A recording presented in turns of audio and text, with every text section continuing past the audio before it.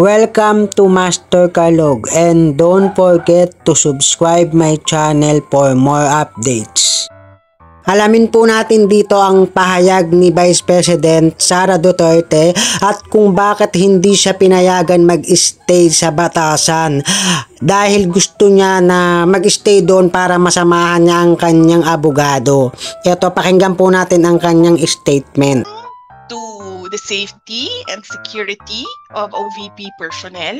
Yan lang ang maisip ko ngayon top of mind answer. Okay. Siguro ma'am, last follow-up na lang. You said na si Martin Romualdez lang ang may gustong pumatay sa inyo. What made you say that? Oh, because I know him, diba? Mm-hmm. From the short time na nagkasama kami. I'm a good judge of character. Mabilis ako maka-assess ng isang tao. Okay po. Nagkasama kami sa kampanya. And I'm no psychologist, pero that man has so much baggage and insecurities sa buhay niya.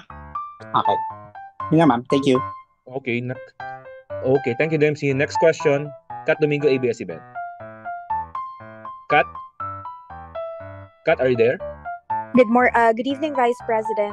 Ma'am, during your first few press conferences with us, you mentioned that merong triumvirate or triangle power,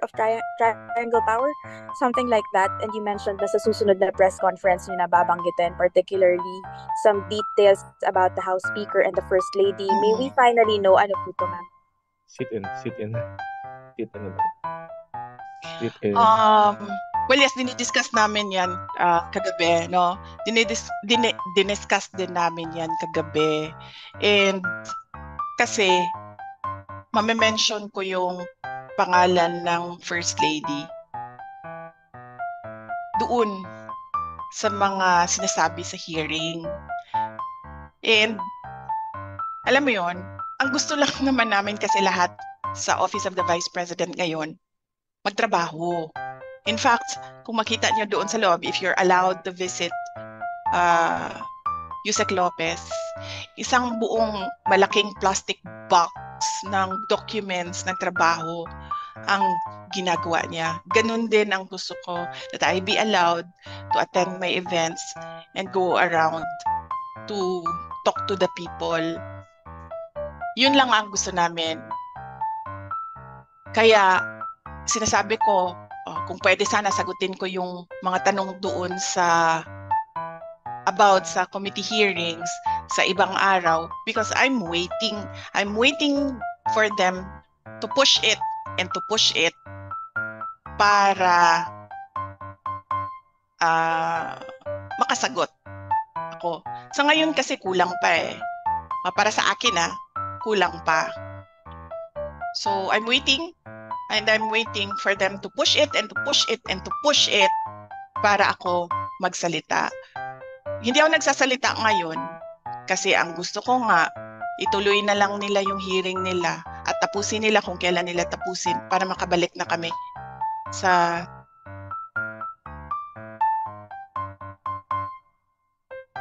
Ma'am, may we at least know kung anong issue po yung kinakasangkutan nila allegedly? Is it a corruption issue? Is it just a matter of politicking?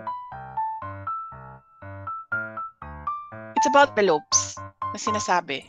Ayon sa statement ni Vice President Sara Duterte na kaya hindi siya tumutuloy sa mga hearing at yung abogado lang niya ang pinapapunta niya dahil yung mga documents nila ay kulang pa at ito ay hindi pa tapos ng SCOA para ma-audit yung pinaka-total ng kanilang OVP budget. Kaya hindi pa siya tumutuloy sa mga hearing. Kaya yung abogado lang muna niya ang pinapapunta niya ayon sa kanyang paliwanag. Kaya mas maganda dun sa kabila. Yun ang pinag-uusapan namin. Sabi ko, baka pwede po na dun tayo sa kabila. Pero minarapat ng ating Vice President na Tito. At inaprobahan naman nating chairman. Last from my end, Sir, Congressman Chua, kayo po, ano po ang sentiments ng komite dito sa nangyayari ngayon? Sergeant at Arms, tao ng Sergeant at Arms. Pangalawa, sumulat po sa atin si Vice President kung po pwede na mag-stay siya kasama si Attorney Zulaika for the duration ng kanyang detention. Ito po ay hindi natin inalaw dahil unang-una hindi naman po siya part ng naikukulong.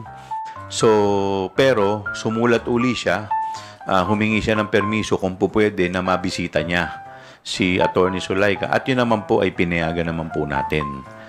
Ang isa pa pong sulat na natanggap po natin kay Congressman Pulong Duterte, kung po pwede, instead na dun sa detention facility, ilipat dun sa kanyang office.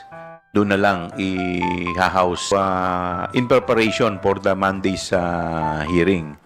At ito naman po pinayagan natin subject sa guidelines ng OSA at binigyan natin siya ng oras from 1 to 7 p.m. So, yun po. So, halos, kung makikita naman po ninyo, halos lahat naman po ng hiningi nila na concessions ay binigay natin subject to certain conditions. Binisita niya ang kanyang abogado na si Zulaika at eto pinipilit niya na samahan niya ito hanggang Lunes. Ngunit hindi naman pumayag ang mga security o bantay ng batasan at sinabi na bawasan ang kanyang mga security. Kaya ito yung naging eksena dito sa kamera. Si Martin Romualdez. And I don't think gagawin niya yan dito sa loob ng House of Representatives. Gagawin niya yan doon sa labas. Iginiit din ni Vice President Sara Duterte na hindi siya dadalo sa mga OBP hearing dahil nga hindi pa kompleto ang mga dokumento. Why would I answer to a speaker implicated in a bribery case on record in a court case? Why would I answer to a member of, hanggang ngayon, hindi ko alam bakit member pa ito ng House of Representatives, convicted of child abuse, taking IP children doon sa amin sa Davao City, dadalhin sa Manila.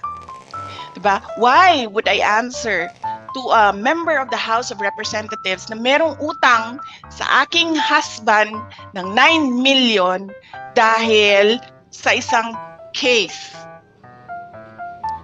So why would I answer to them? Why would I answer to a member of the House of Representatives na ang tatay niya mismo, na may screen cap ako, nagsasorry sa ginagawa ng anak niya?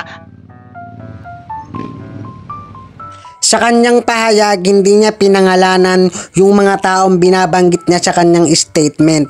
Pero meron itong mga kahulugan at iginiit niya na lahat ng mga pondo na ginagamit sa OBP budget ay inilalaan sa tama at sa tamang paraan. Kaya ito ay nagagastos at hindi napupunta na kung saan-saan. Ngunit antayin lamang ang mga dokumento na manggagaling sa COA dahil nga ito ay hindi pa tapos ma-audit at hindi pa natototal ang pinakabalanse nito. Narito ang kanyang pahayag, pakinggan po natin. Gave him my trust and confidence as congressman. I did not vote for him as Speaker of the House of Representatives. Diba? So, kilala ko siya as Martin Romualdez, but I did not vote for him for congressman and speaker. So, wag niya akong pagsabihan kung ano yung dapat kong gawin. Thank you for watching and share this video.